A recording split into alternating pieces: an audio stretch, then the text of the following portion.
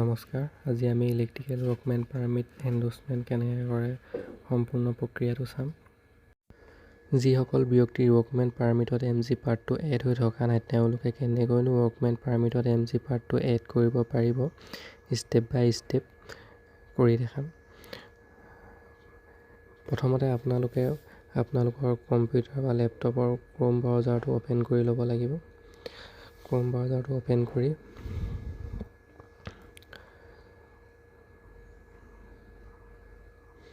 আপোনালোকে ইয়াত চাৰ্চ কৰিব লাগিব EODB বুলি। EODB লগইনত যাব।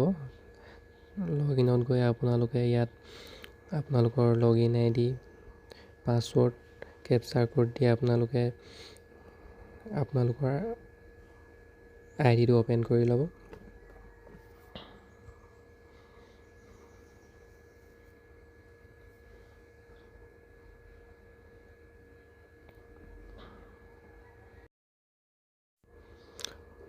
লগ ইন হৈ যোৱাৰ পিছত আপোনালোকে এপ্লাই ফৰ ছাৰ্ভিচত যাব। এপ্লাই ফৰ ছাৰ্ভিচত গৈ ইয়াৰ তলত চাৰ্চ কৰি দিব ৱৰ্কমেন পাৰ্মিট। তেতিয়া ইয়াত আহি যাব workmen apply for endorsement of workmen permit.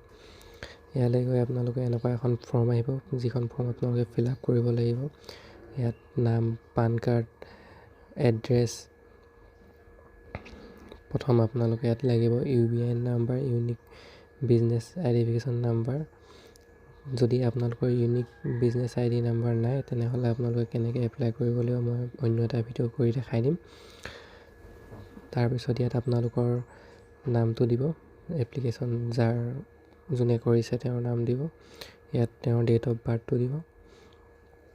চাব কৰোঁতে যাতে ভুল নহয়, যদি কৰোঁতে ভুল হয় তেনেহ'লে ৰিজেকশ্যন হোৱাৰ চান্স থাকে। আপোনালোকে আপোনালোকৰ নিজৰ ডেট অফ বাৰ্থটো দিব।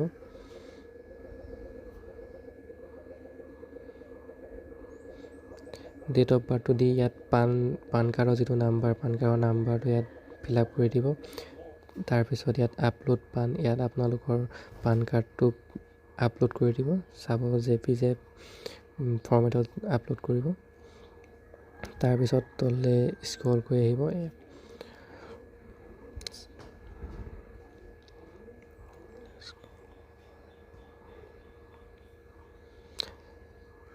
তললৈ স্ক্ৰল কৰি চাব আপোনালোকে ইয়াত অনাৰ দিব টাইপটো। তাৰপিছত আপোনালোকৰ এড্ৰেছটো যিটো হয় এড্ৰেছটো আপোনালোকে ফিল আপ কৰি দিব। আপোনালোকৰ এড্ৰেছ 1, এড্ৰেছ 2, এড্ৰেছ 3 আপোনালোকৰ যিটো এড্ৰেছ সেইটো ফিল আপ কৰি দিব। মই মোৰ নিজৰ এড্ৰেছটো ফিল আপ কৰি আছোঁ।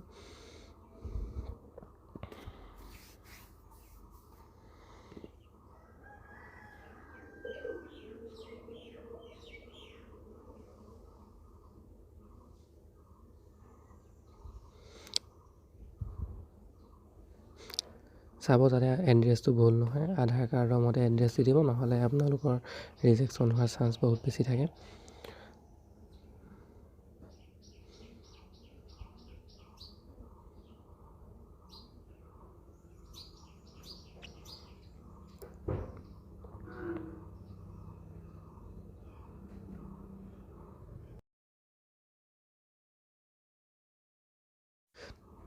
এড্ৰেছটো ফিল আপ কৰাৰ পিছত তললৈ আহিব। তললৈ অহাৰ পিছত আপোনালোকৰ ইয়াত ফাদাৰ্ছ নেমটো দিবলৈ আহিছে। আপোনালোকৰ দেউতাৰ নামটো যি হয় ইয়াত আপোনালোকে ভৰাই দিব।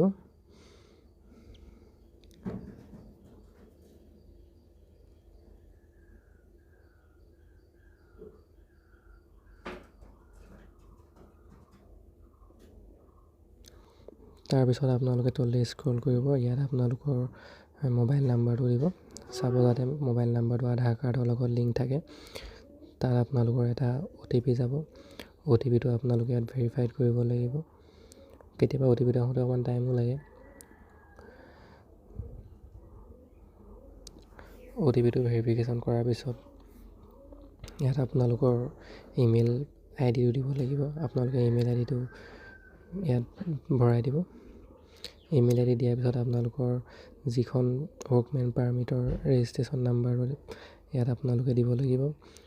তাৰপিছত আপোনালোকৰ যেতিয়া ৱৰ্কমেন পাৰ্মিটখন ইছ্যু হৈছিলে ইছ্যু ডেট দিব লাগিব, ডেট অফ এক্সপায়াৰী দিব লাগিব। চাব যাতে আপোনালোকৰ ৱৰ্কমেন পাৰ্মিটখন এক্সপায়াৰী হোৱা নাই।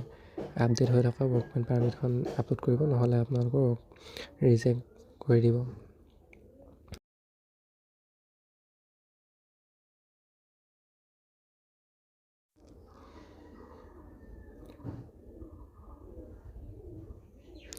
ইয়াত আপোনালোকৰ ৱৰ্কমেন পাৰ্মিটৰ যিটো এক্সপায়াৰী ডেট, সেই এক্সপায়াৰী ডেটটো ভৰাব।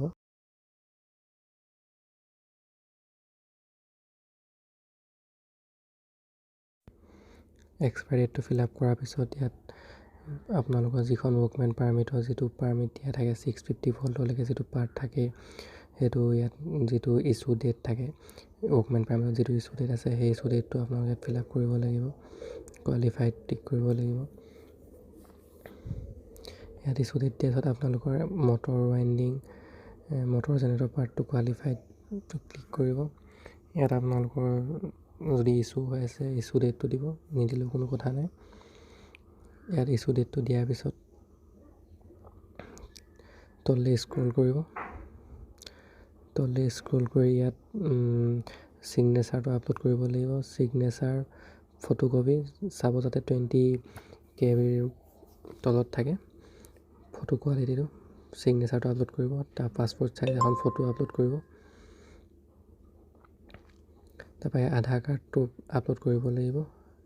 আধাৰ কাৰ্ডটো JPG ফৰ্মত হ'ব লাগিব। আধাৰ কাৰ্ডৰ লাষ্ট 4 ডিজিট নাম্বাৰটো ইয়াত ফিল আপ কৰিব লাগিব।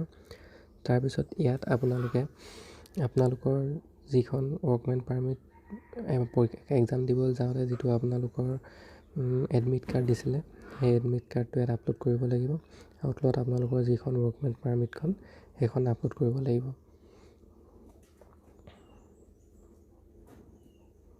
ইয়াত আপোনালোকে নো দি দিব। ইয়াত এগ্ৰি ক্লিক কৰি পিনি ইয়াত কেপচাৰ কোডটো দি আপোনালোকে ছাবমিটত ক্লিক কৰি দিব।